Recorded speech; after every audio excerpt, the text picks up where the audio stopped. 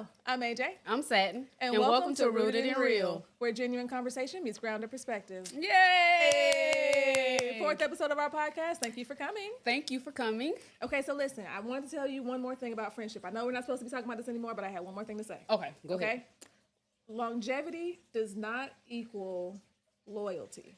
That is correct. It does not. So a lot of people feel like that they've had a friend forever. Yes. That they've been in my life since we were 15. I can't get rid of them. But that person drains you every time you see them, and they never pour back into you in any way. That's right. And that's not just monetary. That could be emotionally, spiritually, anything. Like they are just never there for you, but you're always there for them. That's right. That doesn't matter. It doesn't matter that you've known them for a long time. But also you have friends that you might have just met. Like I have two friends that I met from work. Right. Aisha, Tiana, I don't know. I can't even remember when I first met them. I can't remember when they even showed up. It just seems like they've been seamlessly in my life for a long time. Like us. Yes. And they're both at the top of the list of my friends because they have shown me loyalty. They have shown me that they're there for me. They have asked me how I'm doing. We talk about their problems. We talk about my problems. Like it is not just a one-sided situation. Give and take, yeah. Give and take. I told Tiana I wasn't going to do anything for my birthday a couple of years ago. And she was like, that's not gonna work. So we went somewhere. Let's celebrate no, we're not doing that. You're not gonna do absolutely nothing. That's right. So I mean, I'm just saying, longevity does not equal loyalty, and you should not keep them just based on the fact that they've been in your life for a long time. That's right. Or just not trusting people just because they've been in your life for a short time. Right. I think it's important, as you said, to evaluate those friendships. And if those people have been with you for 10, 15 years or, maybe even just 5 years, and you notice that in every interaction with them, you feel physically, mentally, spiritually, and emotionally drained, then it might be time to cut the cord and just go ahead and say, cut the losses and be like, all right, well, that's it. Agreed. Okay. All right. Moving on. That was my last thing. Longevity does not equal loyalty. Remember that. Yes. Good point. I feel like the Lord gave me that, honestly, because I just I said I wanted to talk about friendship, and then I just thought of that. And, I don't think of nothing. I think the Lord gave me that specifically for somebody, for me, for y'all, for somebody. That's right. Well, look, the Lord is going ahead and maturing you, and you're growing in the Lord. Those words of the week at church are helping. Ooh, yeah, that was something. Oh, words of the month. It's words of the week. So okay, words of the week. Because each of us do a word each week. So, okay. And mine this week was peace. Now I'm gonna start putting those on Facebook so y'all can see them too. Yes. I'm gonna do it so y'all can see what I'm doing. Yeah. Because she's coming out of her shell, guys. I want my jacket so I can cover up, but it's okay. I'm out here. As long as we connected, you're gonna always be out. You're gonna be out. Okay. So here we are today talking about the 5 love languages. Yes, the 5 love languages. So to make our episodes a little bit shorter, because we realized that we talk a lot. We realized that I talk a lot. I mean, that's not really anything new. Anybody that watches this that knows me know I talk a lot. Yeah. So I also talk too fast and talk too much. I do talk too fast. Slow it down on YouTube. Like I'm not adjusting myself. Just bring it down a little bit. Just bring it down. So we're gonna try to do the first 3 that we have on this article. Right. And then we'll talk about 2 more on our next episode and a few more things. Right. Okay? Buddy, we're not playing with that right now. Go put that back up. We're not doing that inside the house. Go put that back up. Go watch TV, please. Yeah. Mm-hmm. I'm somebody's parent, so Yeah. Hey, can you go play for a little while? I'll come get you, and then I'll help you with that in a little bit, okay? Okay, go ahead. That's my 4-year-old, almost 5. Yes. Anyway, okay, so our first... the thing about the love languages. Yes. The five love languages are acts of service, quality time, receiving gifts, words of affirmation, and physical touch. Yes. And we both looked it up, and the predominant love language for men is physical touch. And then words of affirmation. Yes, and for women, that is words of affirmation and quality time. Quality time being the number 1. Upstairs. And so let's see. Also, she did mention that we're going to do 3 this episode and 2 the next episode. Those 2, we're also going to give you some tips on how to discover what your love language is. Yes. Because a lot of times you believe it may be quality time when it may be acts of service. And so we'll give you some tips on that second episode. We sure will. Okay. So the first ones we're going to talk about is words of affirmation, quality time, and receiving gifts. Yes. So this article that we've gotten, words of affirmation is a love language based on spoken or written expressions of care. People who resonate with this love language feel loved through sincere compliments, encouragement, appreciation, and gentle reassurance. They often notice tone and wording more strongly than others because words are their main emotional pathway. That's right. This does not mean they need constant praise, but they do feel closest when love is clearly stated. Examples include, this is important, thanking someone for their effort, telling them you admire their character, or reminding them that they matter to you. A thoughtful text, a supportive message before a stressful day, or a heartfelt note can have a lasting impact. Yes, that's really good. Go ahead. I think a lot of people think words of affirmation means that I just want you to tell me that I'm pretty all day. Yes. And I was actually going to kind of piggyback on that and say that a lot of times people that require words of affirmation as their love language, the other party in the relationship or other people, like their friends or family, feel like they are very needy. Like, why do they always want me to say something? Yeah, why do I always have to tell them that I love them? Why do I? And sometimes that it is a line that you can cross. But I think when you have words of affirmation, again, you might not know what your love language is. And so, therefore, when you require it, you do feel like, oh, maybe I'm being too needy. Yes, I'm too much. I'm too dramatic. I'm too sensitive. I'm too emotional. Because I want people to tell me that they love me. And it's really not just that, oh, you look good in that dress today. Like, it's not always about that, but that is a form of saying that somebody looks good. Like, if I did my work and I got my hair done and Satin ain't even say nothing about my hair, I might be a little like, dang, you didn't even notice. You didn't even notice I sat in that chair getting my hair done last night. Look good. Thank you. But, side note. Words of affirmation. Side note to that is also along with words of affirmation is not trying to lump together a group of people, but I feel like Black women are king of kings, queens of queens when it comes to words of affirmation. And that's for anyone that they see. If we see you out and you look good, okay, queen, you know what I mean? Like suit. We make sure that we uplift, and that's just part of our DNA. And I just wanted to say that as a side note because you see that all the time. You see random people out.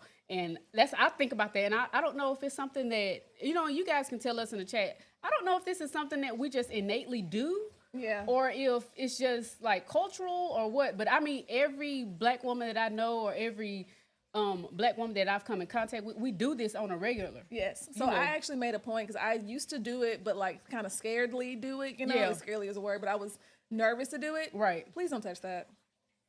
Thank you. So, but lately, the past few months, I've said, I'm going to tell people when I think they're pretty. Right. I'm going to tell somebody when I think something's good about them. And then, all better. I'm going to tell people when I think that they look good. So, like, the other day we were out and I told this girl, I was like, hey, I don't know if this is weird for you, but I think that you are so pretty. Right. Like, absolutely. Just very natural. And she was like, oh, thank you so much. It's like the girl who gave you the compliment in the nail shop. Yes. Told me my skin looked good like I'm a dermatologist, girl. I was flawless. Like, ooh. Woke up flawless. Yes. So I was like, that's nice. And when I enjoy that, because I don't think words of affirmation is technically my love language. Like I took the test, but I didn't take the test, but I know what mine is. I took the test before, but it does still feel good. Like just because something isn't your main love language doesn't mean you can't enjoy the effects of it. That's anyway. Right. Of anyone else's. Yeah. So I like when somebody tell me I look good. Yeah. It boosts you up. It give you the big head a little bit. I mean, if I'm being honest, I appreciate it, but I don't really need nobody to tell me. Because you think you just confident. I think I'm the bomb.com. I don't even know if people say that, but I really think I'm the stuff. I have a very high sense of self-worth for myself. Maybe that's lovely. Maybe borderline. I don't know. And I appreciate it. I do appreciate it. Yeah. Now my husband's is physical touch. Yeah. Now see, I will tell you, mine is quality time and then acts of service. Yes, mine is acts of service. Williams is physical touch. Yeah, I care nothing about the rest of them. Acts of service. I mean, so serious. Like, please do some chores. Yes, and but we'll get to that. I also wonder if the same way, like two people have opposite personalities, if their personality is closely tied to their love language, and if that also you understand, like when you meet someone and you're like. And they like to touch, because my husband, he's physical touch, and mine is not. And it's like, figure out how to do that. Yeah, you do have to compromise. Yes. But, okay. Number two, look at us. We're moving along, guys. We're doing it today. Quality time. Quality time. Quality time is a love language focused on presence and shared experience. People who value the language feel loved when someone chooses to be fully with them without distraction or rushing. The key part is not the activity itself, but the sense of togetherness that comes from undivided attention. Quality time can look like an evening conversation with phones put away, a walk where you are genuinely listening to each other, or a simple routine that keeps you connected. It may also involve doing hobbies together or setting aside certain times for closeness. These moments build emotional security because they show that the relationship is a priority. Yes. Now the that's why I like being a quality priority. time. Yes. Because it's not just about the physical touch, but it could be physical touch can be weaved into quality time. Yes. All of these I think are intertwined. They can be. They can be intertwined. But like I just enjoy thinking or knowing that you thought enough about me to say like, oh, I know she likes to spend time with me. Yes. And even being like, hey, we're gonna sit on the couch at the same time. That's right. We could be doing two different activities, but we're together. Yes. Like we might be cuddling, we might be doing whatever, or like we've decided to watch these shows together. So I'll come downstairs. Like we watched Murder, She Wrote. Oh yeah, the old school. For whatever reason, we decided to watch it, and so the next day I don't know if you ever watched Murder, She Wrote, but you should. Fantastic. You should watch it. Jessica Fletcher out here solving all the murders, but the first episode is a two-parter. I was going to say, no, her last name is Lansbury, but that's her real name. That's her real name. That's her real name. So we watched the first episode, and then the next day I come downstairs, and he got the next episode, the second episode queued up. Already ready. After like the kids were in bed, he ready. Like we done the thing, got everybody down, and I was like, that's what I'm talking about, quality time. I think around the pandemic and a little bit afterwards, I love watching television. My husband isn't necessarily a big TV watcher. But I want to say it was during that time. Might have been a little bit after. But the Last Days of Ptolemy Gray, it's on Apple. Oh my God! If you have not seen it, you have absolutely need to see it. Samuel L. Jackson, it's something. Chef kiss. Always. But he was like, let's watch that, and because I was watching it, and he was like, what is this? And I was like, you are going to love it. I think it's only like 3 or 4 episodes, but they're really, really long. And he watched, and he was like, there's no more episodes. And that's what I can't stand. Yes. William watches shows all the time. And I'll get caught up in it when he's watching it. And it might be just one season. And there might be one season, and I'm like, and then it's leaving you on a cliffhanger. And then, and he has a habit of finding good shows that never get a second season. Yes. I absolutely and I'm like, do that. I can't handle this. I want to watch something that's already fully out, so I don't have to worry that I'm not going to know what happens at the end of the episode. I don't have that problem. I don't like that. I don't like being left being like, well, who did they die? You need to imagine what could happen. I want the person who wrote the story to tell me. But anyway, quality time. Quality time. So watching TV can be something that is quality time if y'all both enjoy the thing that you're doing. Right. So, and it's not, I don't think quality time itself is about doing things that your partner likes that you don't like. Right. I think it's about y'all just finding being together, doing whatever y'all both like together, but figuring out, hey, let me carve out this time for this person and be thoughtful enough to say, hey, we're going to do this together. To show them I love them as much as they love me. Yes, and I'm pouring into them. I'm helping fill their cup. Right. It could even be we reading the book together, but we're together and we're doing it at the same time, and it's fine. Right, and I think a lot of times when you're with your love languages, you help that person find out something about themselves that maybe they didn't necessarily know. Like, and I say that in the activities that you share to do. Like my husband, he doesn't watch TV a lot. Like if he does, it's just simply like to kill time to break up his mind while he's studying or doing something like that. Studying the Word of God. He's always studying the Word of God. Yes, he is always studying the Word of God. You know, find you a man to stay close to the Lord. And if they don't treat the Lord right, they ain't gonna treat you right. That's a side note. Just let you know. Just so you know. Just so you know. But you know, when we started watching the show, and then there was a couple other shows that we watched, he was like, I was like, oh, he enjoys this. And he was like, you need to find more shows like that. So it wasn't necessarily that he didn't like watching television. He just feels like, you know, doesn't have time. He was like, I need to find things that are going to intrigue me, that's going to pull me in. Yes. And then we watched another show that was silly. I can't remember the name of it, but it was a song like a TV show almost like Glee where they sung. Oh, and okay. I think it's Zoe's Extraordinary Playlist. I watch a lot of shows that have nothing to do with each other. Right now, I'm on a lot of Asian dramas, Chinese short dramas, J-dramas. My kid went that side note. My kids went with her for a day, and then my kid comes home, Jackson, the older one, comes home talking about, can we listen to Chinese music? Can you add some Chinese music to the playlist? Because I have a kids playlist in the car, so you don't have to keep asking me, can you play this song? Can you play that song? No, it's on the list. And it gets on shuffle. Right. And I was like, no, I'm not adding Chinese music to the playlist. I said, why? He was like, Satin listened to it. And she's like, well, it was Japanese music. Yeah, it was Japanese music. But to my son, shit was Chinese music. And I said, well, you can listen to that when you go with Satin, okay? Now, you know, the radio station, it shuffles, so it goes to Korean, it goes to K-pop, it goes to all of it, you know. You might think you know me, and you never know enough about me. No, because you would think that she was too hood to be listening to Korean music, to K-pop. Hey, man, you got to listen to all of it. You got to be well fleshed out individual. So you can know how to code switch and maneuver in between all kind of life situations. That's true. Yeah, that's true. Get in where I fit in. Get in where you fit in. All right, okay. 3. We're actually moving fast today. We are. Receiving gifts. Receiving gifts. Receiving gifts is a love language centered on thoughtfulness, represented through items. It is not about materialism or expense. It is about the meaning a gift carries and the message behind it. Oh, A that's gift good. in this language is a symbol that a person was remembered and valued. A Yes. favorite snack brought home, a small item that reflects an inside joke, or a simple bouquet can feel deeply loving to someone who prioritizes this language.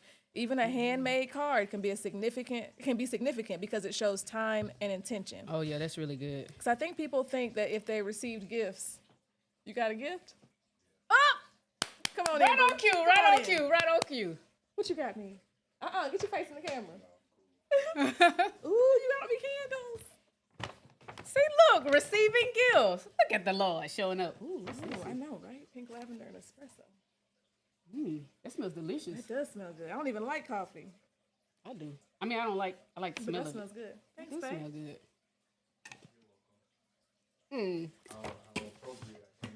Yes, right as we're receiving talking gifts. about He just walked receiving in the door, gifts. y'all. Just walked in the door. I Look, do look like at our some gift. candles. Yes. Thanks, boo. You like candles? I do like candles. Oh, okay. Well, I know to get you some. I just gifts then. discovered that though. Oh, so okay. he bought candles for I himself. was about to say, a because I lot. don't think I've ever known that you. Known No, that you like see, and candles. that's another thing we talk Yes. about discovering something based on your partner. That's so like right. he likes candles, and when he lights them, I'm like, that smells pretty good. That smells That nice. smells delicious. So I tend to like the ones that smell like linen, like a linen Oh, okay. scent. Yeah, the clean, Or like fresh scent. lemon, Yeah. kitchen. I things love like lemon that. scented things. I do, and I like lemon food. I like a lemon bar. I like a lemon. I mean, it's all right. My husband likes lemon food. Okay, we're not gonna do this because Yeah, we're not gonna do. You know, you're right. We're not gonna. I do like it. a lemon cake. This is side note. It's just about candles. I have a cousin that she makes candles. I don't know if she still does, but she does a lot of times. And it's Smile Candles. You can find her on Facebook. Her name is Madia Mosley. But she does them. And I want to say 1 year for Christmas, I probably bought quite a few, maybe like 10, 15 candles. And my intention, had very pure good intentions, was to give them for gifts. However, after smelling caramelized praline and peppermint. Ooh, you kept them for yourself. Man, I kept them for myself. I mean, it was a move. I kept the gave gift. stuff to people. I gave them But stuff. not those. But not the candles. Not the candles. Dang. And I'm not even a big candle person, but they just smell so delicious. And one of them was coffee or latte or whatever, and I love Yeah. the smell, so I put it in the kitchen, and I would kind of just Claude.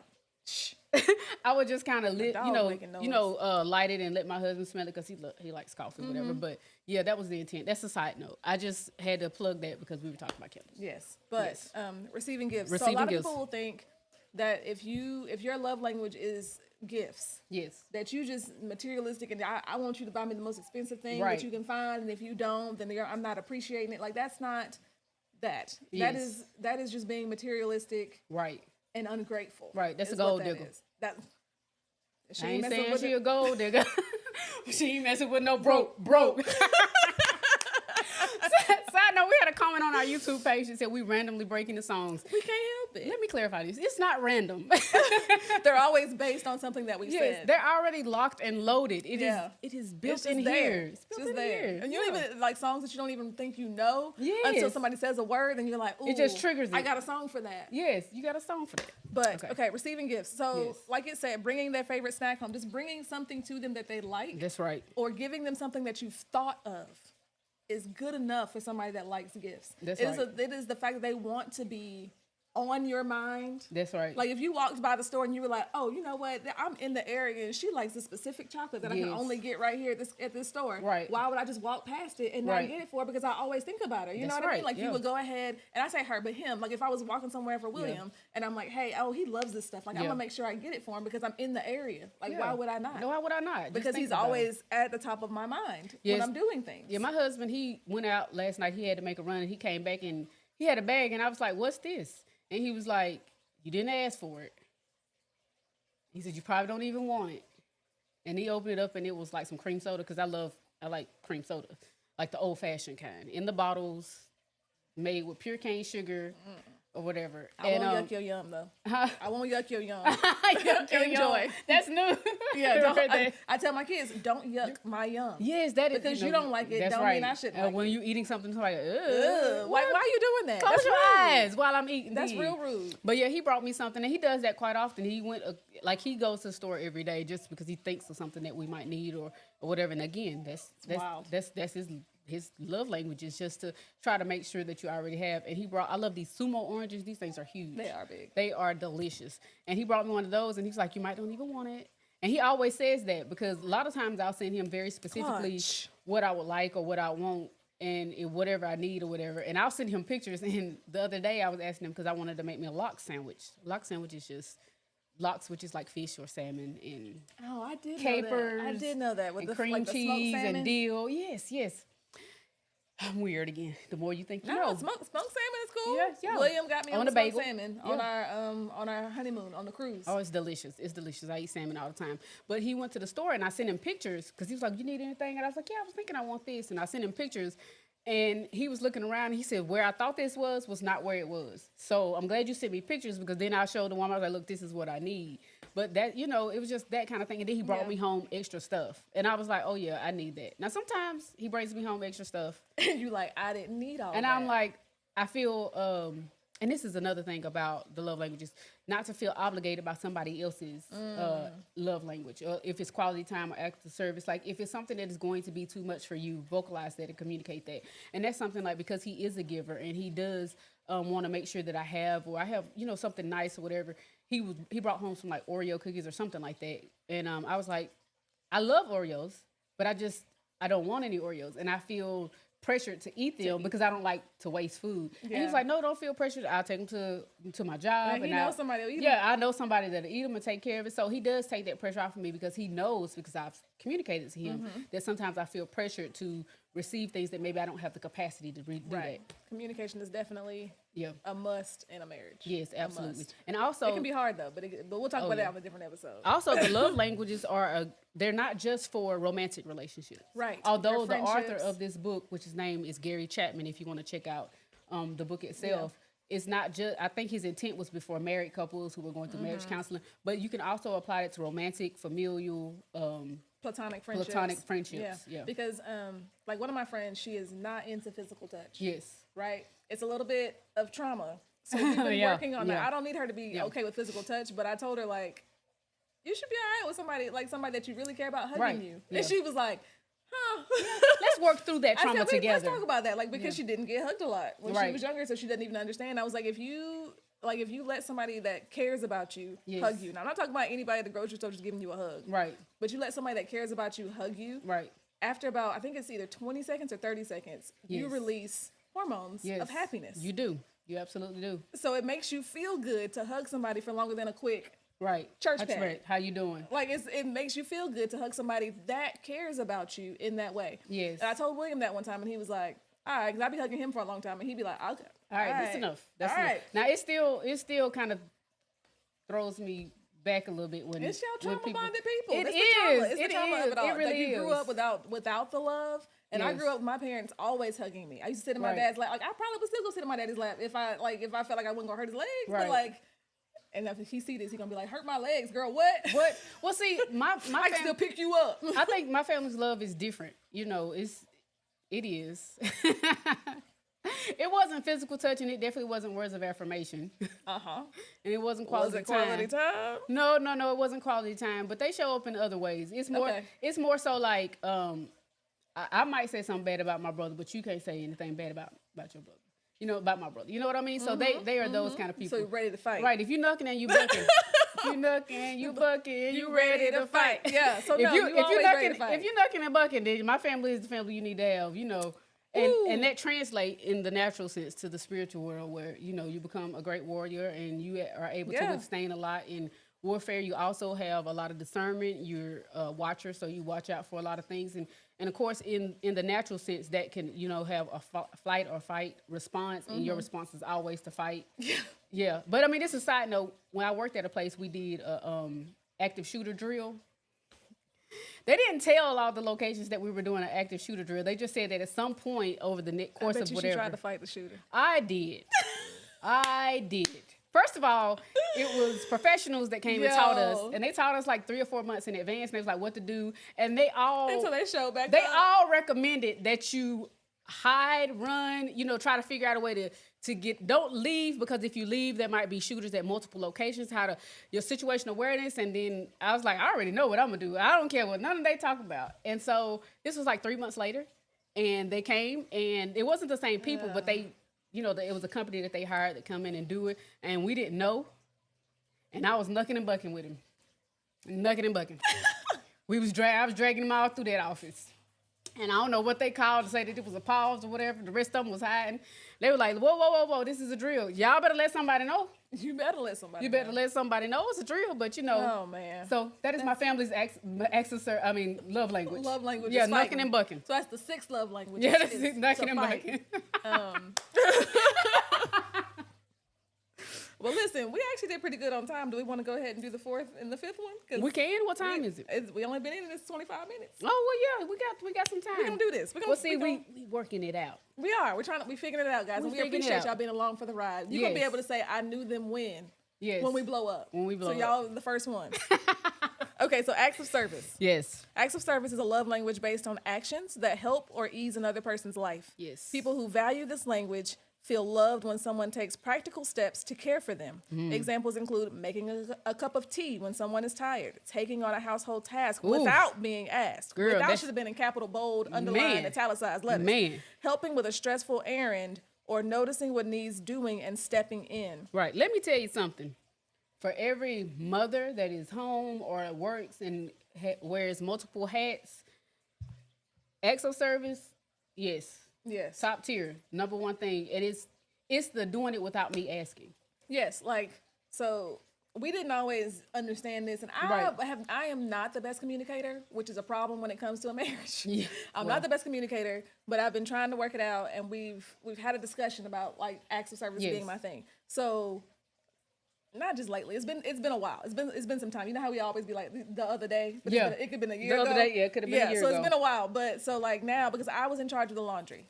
Right. So like he did other things, but I was in charge of laundry. So he just wouldn't even and because he's a little bit ADHD himself, that wasn't part of his plan. Yeah. He didn't. It was not that he was like looked at it and said, "Oh, I'm not doing that because it's hers." Right. It was not in his plan of things to do, and it just went over. Right. So now he puts things in his head that I'm doing, right, and makes it his business to do it as well. Right. So like I go down there to go, I'm like, oh, I forgot about the clothes in the dryer, and I go down and they're already out, right, and probably folded. And the next whatever is in the dryer. Like he thought about it, heard it, that it stopped, and knew I was doing laundry, and just thought about it. Right. Whereas before he just wouldn't have, because it wasn't his thing. Right. He was like, I'm gonna do this and you do that.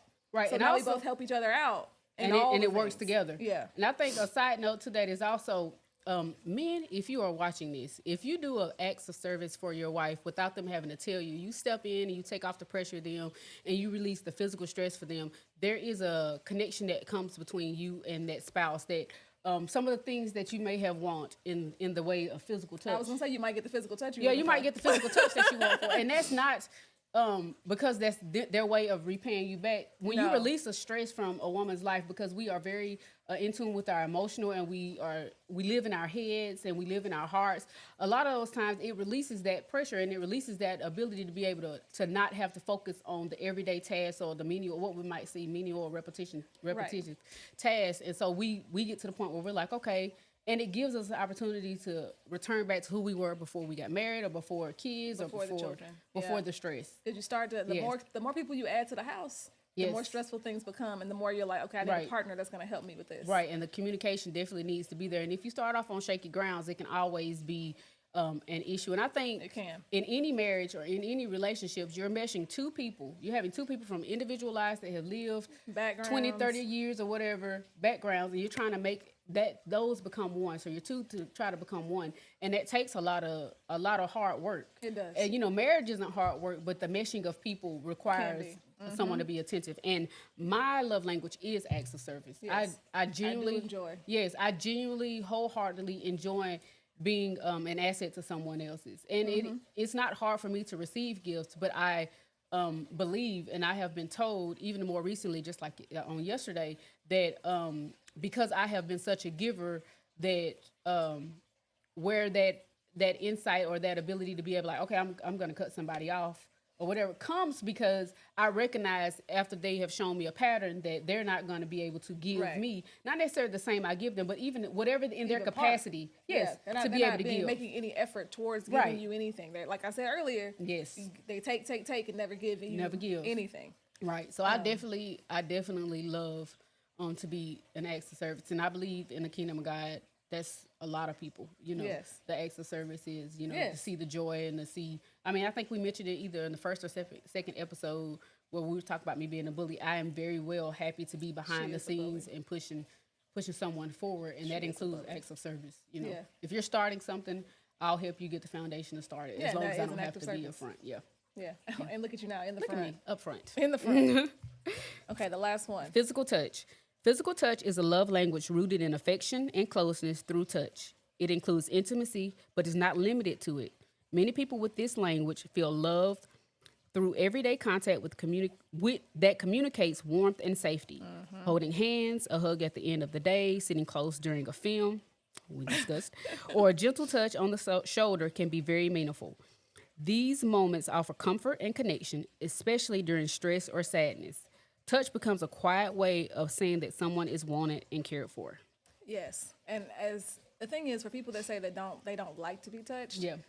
Physical touch is something that humans need. Yes. In general, like Absolutely. they've done studies on babies, like yes. not holding them and things like that. Like it's bad for their brain development. Right. I think there's even I mean, I don't know where it was, but I read an article years ago, and it was about a group of older ladies that volunteered for a hospital, and for kids that were born prematurely and kids that didn't have like family or whatever. They would come in and give them skin to skin touch and help, you know, bring their vibrancy. You know, also, Jaden was in the NICU. That's and right. They had this woman came up to me and was like, "Is Jaden your baby?" And I looked at her. She looked at me. How you know my baby? And I was like, I just looked at her. Like, literally, we're in the elevator together. I'm just looking at her like, how you know my baby? I'm already, you know, nervous that my kid is here without me some hours during the day or whatever. Right. And she's like, "Oh, I'm sorry. I'm one of the volunteers." And I said, Okay. "Oh, okay, yeah, Jaden, my baby." Yeah, he's my baby. What do you mean? There was an episode on Grey's Anatomy, and I don't know all the characters, but I think his name is Karev. Yeah. And there was a baby that was failure to thrive, and he did skin to skin. See, and they perked up. Watching TV, let me tell you something. It'll get you. It'll get you. If you make everything you watch and do and have the Lord at the center of it, hallelujah. Hallelujah. You'll be able to find the lesson of the Lord in everything. Yes, you will. Absolutely. But I've thought about going to be, because they call them like kangaroo care. Yeah. And I've thought about doing that because it did make me sad when I would go see Jaden at the hospital, and there would be kids that like I never got to see their parents. I don't know if they were coming at night, but like I would be there for hours during the day and their parents weren't coming. Right. Or like some of the babies there that were, you know, substance abuse type babies, and then nobody was coming to see them because they couldn't. Right. So you know, I was just like, oh, I want to just go. I just want to go hold the baby. Right. And they may have a program like that. The you know, at the hospital. The little old people do it. And I'm like, I want to do it before I was thinking like I'm gonna do it when I retire, but like I can do it. You can do it now. I can do it now. Well, I don't really have time, but I would love to go and just hold the babies and give them some skin to skin and like just, you know, they just want some warmth. Yeah, I'm on the outside looking in. I appreciate y'all doing it, but it ain't gonna be me. I love it. I mean, I'd love to do it. It's great. I mean, I understand the significance of it and the importance. And it does. Yeah, it's very important to their development, to their growth, to their health. Like it's good for, like, you know, it'll like skin to skin lowers babies' blood sugars. Yes. Or like regulates their blood sugars and their temperature and things like that. So it's super helpful. But I get that. But like physical touch for adults, I think like my kids, I think Jackson is probably a physical touch person. Yes. Whereas Jaden just wants to sit next to me. So I'm going to give him quality time. Right. Yeah, you give him quality time. And actually, Jackson, it might be tied with words of affirmation. Yes. Because he likes to know that you love him. That you love him, that you're proud of him, that he did a good job. And I have been trying to get him to take some of that internally instead of it always being extrinsic motivation for him to do stuff. I'm like, hey, how did you feel about your performance? Right. Are you proud of yourself? Right. And then I'll say, yeah, I'm proud of you too. Up. Yes, like after he tells me that he's proud of himself or he's not, and I'll say, well, why not? Like then we explore it. But he does words of affirmation. He enjoys such. We raise no self-actualized, independent children. Yes, that's what I'm trying to work towards. Right. Y'all, today is his birthday. I know y'all gonna see this on Friday, but today is Monday when we're recording this, and today is his birthday, and he's 9. He is 9. You have an old baby. My baby's 9, y'all. But it's okay. It's all right. You kept him alive for 9 years. I kept him alive for 9 years. Okay, I'm doing something right. Now, my youngest, her love language is physical touch and words of affirmation. She ran up on me at church and like gave me a big old hug. Yeah. I was like, ooh.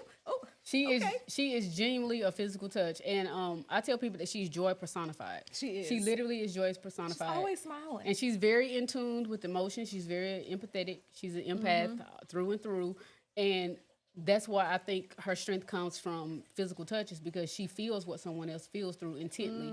And she's able to like, okay, well, I have this joy. I have this power inside of me. And I don't think that she's completely in tune with it. Of course, she's not. She's, fairly young, but it's something that she already knows that God has already equipped inside of her, and she's already operating in that gift, and she has been. She is definitely a little. She's gonna be a little woman of God. Yeah. She is something. She's absolutely. She's been telling me since the day she was able to say some words, "Mama," the right and the wrong of the things. So she has the strengths of both me and her dad. Yeah. Also, there is a minister or a leader at your church whose physical touch is super healing.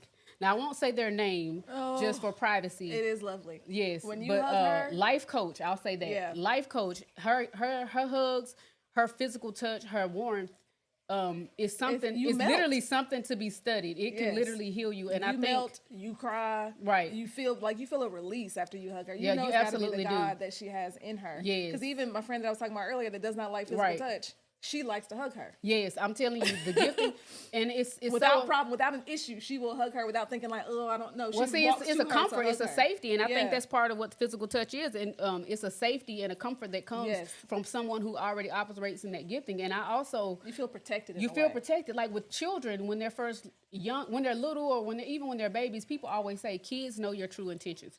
And kids can feel that the same way animals can. And so a lot of times when you see kids, it's more so. Some of it is, I don't know you, you're a stranger, you're not. But the other part of it is they can sense your spirit man. Yes. And feel who you are. And so they don't necessarily attach to other people, and they don't necessarily allow other people to come in their space. True. And because my kids are like that. Jaden and Jackson. Yes. They were both more so like maybe not attached because they went to daycare and stuff. So they understood that they had to go with other people. Right. But like when we were home and they were with me, they would not go to other people readily. Right. Like they will eventually, like if you stay in their space long enough. But Jackson would. Now, Jackson and Jaden, my husband is a I was just about to say. Yes. So it was him that got him. So like every time the first time he met these kids, they just fell into him. Like, and laying. I was like, what? Yes. What's happening right now? They love him, and it's not like because they hear and they feel his spirit. Right. That is just so calming, and it's the presence of that man is amazing. And well, his name means man of peace. Of course it does. Yes, of course it does. His name means man of peace, and he genuinely lives up to what his name is. You know, them kids laid on him like it was one of them, like me or their daddy. We were talking about names. We were talking about people naming their kids after people in the Bible. Let me tell you something, people. You got to be careful. This is a side note. Every name in the Bible is not a virtuous name. Just because you see it in the Bible don't mean you need to name your kids that. You name your kid, you wouldn't name your kid that, would you? You would definitely not do that. And so when you name your kid, I say this because his name means man of peace. His parents really hit the nail on the head when they named him. You know, in his presence, in his atmosphere. And so I say that in terms of sometimes when you name your kids, you destine them to a life of something. Yes. You know, that was the whole point in biblical names, is that you name them. That's why the prayer of Jabez is what it is because he was birthed out of pain. He was birthed out of, and so when you have a child and you connect with them, you're naming them something of quality and of substance, and you can determine a kid's destiny by that. You can determine what their love language is. You can determine how they are. And so anyway, that was a side note. I just had to say that. Be careful about how you name your children. Be careful. Right. So determining your own love language. Yes, determining your own language. Discovering your love language is about understanding. Oh, goodness. The thing is jumping. Yeah. Understanding the kind of care that feels most meaningful to you. This awareness helps you communicate your needs more confidently and recognize what matters most to your partner, too. Yes. So a lot of people will treat someone else based on their love language. That's right. So like mine is quality time, but if yours ain't, that's right. I'm not going to say, oh, let me just work on spending quality time all the time with her when yours is acts of service. Right, and then you get offended when it's not appreciated. Yes, you can't get offended when somebody doesn't appreciate what you knew they didn't want in the first place. Right, that's because you want it doesn't mean that they want it. That's right. And not just, like I said, not just your relationship, your platonic and familial and everybody else's relationships as well. Don't try to give somebody something that you want when you know that they don't want it. That's right. Not that they don't want it, but they're not into it as much as you are. Yeah. So you have to pay attention and focus on what the other person likes, or you can take this test. There's a test for the 5 love languages, But you notice like what makes you feel cared for. Right. Notice what makes them That's feel right. cared for. That's What right. like what makes them light up when you do it Right. for them. Like he brought me them candles because he know like I enjoy that. You That's thought right. about me. You thought about me. That's That's really what right. I wanted for you to think about me, and he did. Right, exercising or being in tune with the love languages and whatever your love language is, I think will cause you to become closer with the person. It should, it should instantly cause you to become closer with someone. It should open up the lines of communication. It should help strengthen your relationship. It should help point out even the weaknesses that you may have in your relationship and how to grow those things. It's so much more than just knowing what your love language is, just so that you can express that to someone or someone can express it to you, or that you can be a receiver of those and a giver of others, to be able to feel like you've imparted something in someone and they've imparted it in you. It should be so connective that it causes your bond to grow stronger. Yes. And it causes to recognize the weaknesses. Look at that. Wasn't that good? Look at that. Clock it. Clock it. It's the second one, ain't it? I don't know, child. I don't know. I'm old. I'm too old for that too. But that was lovely. It is lovely. Look at us. Look at us. We So did it says, notice what makes you feel most cared for.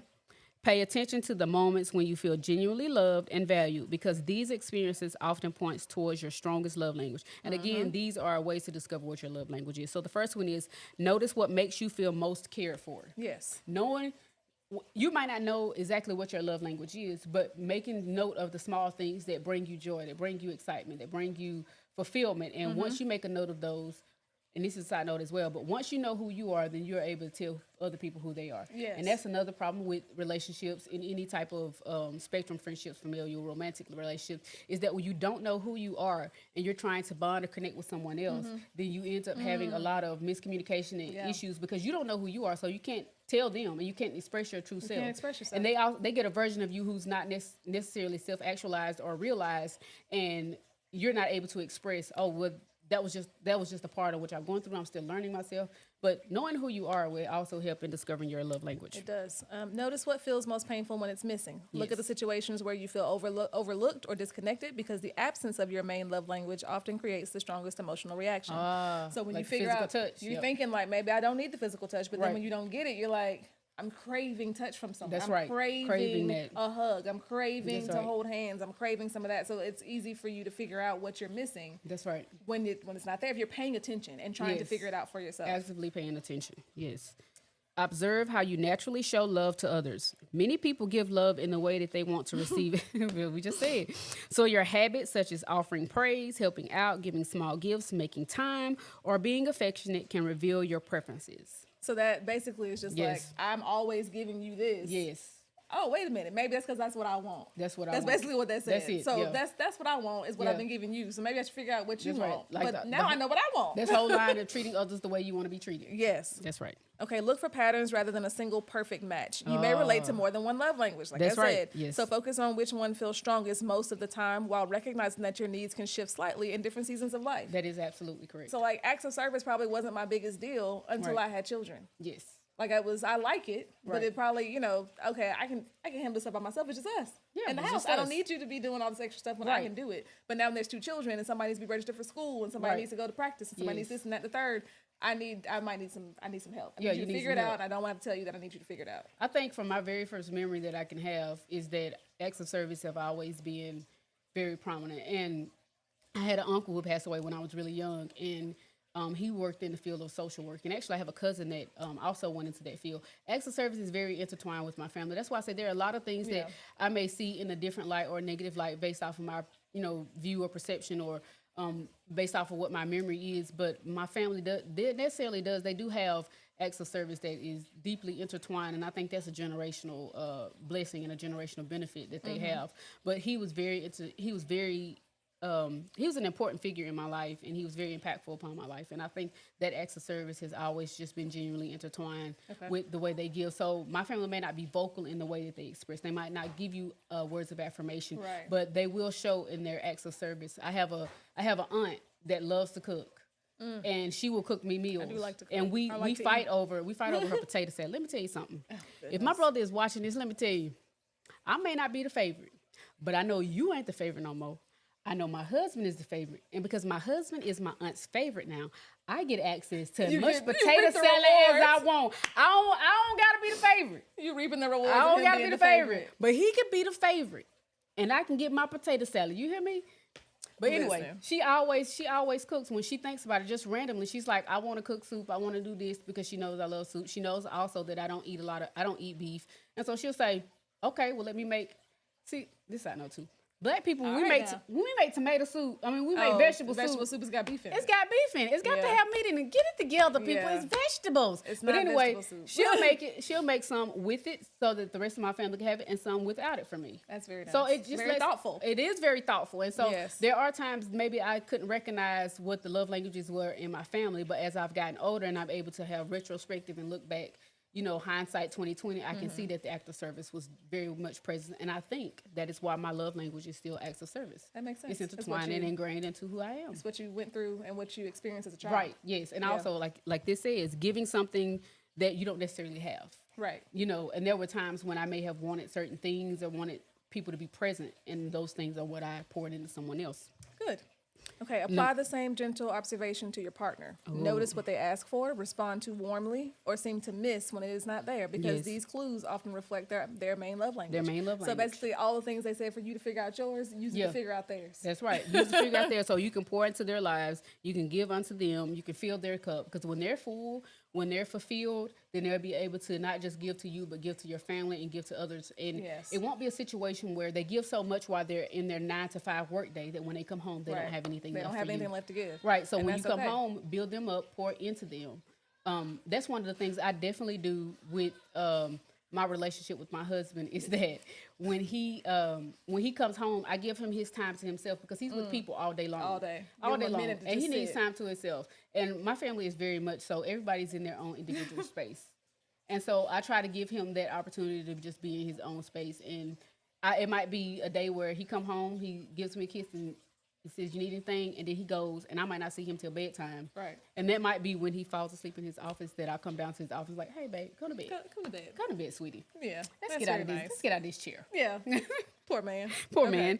Number 6 is accept that different love languages can exist in the same relationships. Mm-hmm. Differences do not mean incompatibility, and they often explain why two people can care deeply while still feeling out of step at times. Ooh. Yeah, that's a really good thing. Yes. It's a really good foundation for marriage counseling.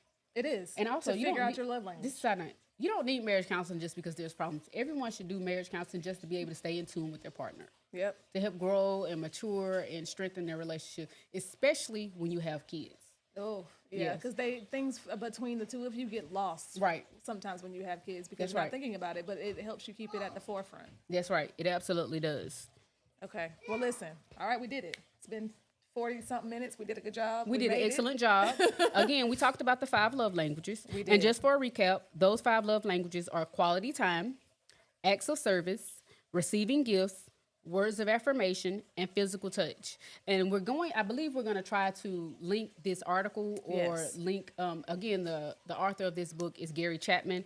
This article came from the centerofexcellence.com. We want to know that these aren't necessarily our detailed thoughts. Now, we come up with the idea based off our own life experiences, but then we do the research and we find other reputable sources that have already done the deep intertwined work for us. But the 5 love languages, and then how to discover what your 5 love languages, there is a quiz online to be able to figure out what your love language is. It does take you a little bit of time to do, so be prepared to sit for a little bit. We definitely implore you to be able to do so, because it will strengthen your relationships, your romantic, familial, friendly, acquaintance, personal relationships. It will help you build a better person. And, help you discover more about yourself. Right, and also, again, it will help you grow deeper in God and learn who you are in the kingdom of God, because your one and only purpose is to find purpose and to build the kingdom of God up. Yep.